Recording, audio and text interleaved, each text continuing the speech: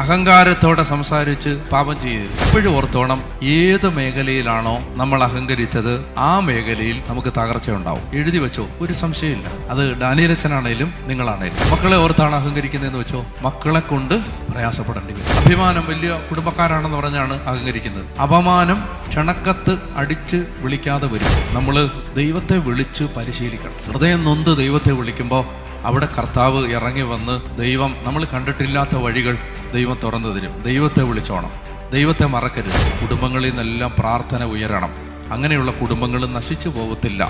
ദൈവം കാത്തെങ്കിലേ ഉള്ളൂ, ദൈവം കാത്തെങ്കിലേ ഉള്ളൂ. ഏത് സമയത്ത് എന്ത് സംഭവിക്കാം ആർക്കും. അതുപോലത്തെ ഒരു നാടായിട്ട് ഇത് മാറി. നിങ്ങൾ കാണാത്ത ഒരു ലോകമുണ്ട് സ്കൂളിലൊക്കെ. ചെറിയ കുഞ്ഞുങ്ങൾ പോലും നിങ്ങൾക്ക് അത് അറിഞ്ഞൂടാ. അതിൻ്റെ ഗൗരവത്തിൽ നിങ്ങൾ അറിഞ്ഞിട്ടുണ്ടോ? 4ലും 5ലും 6ലും പഠിക്കുന്ന കുട്ടികൾ ഡ്രഗ് ഉപയോഗിക്കുന്നുണ്ട്. ചിന്തിക്കാൻ പറ്റും.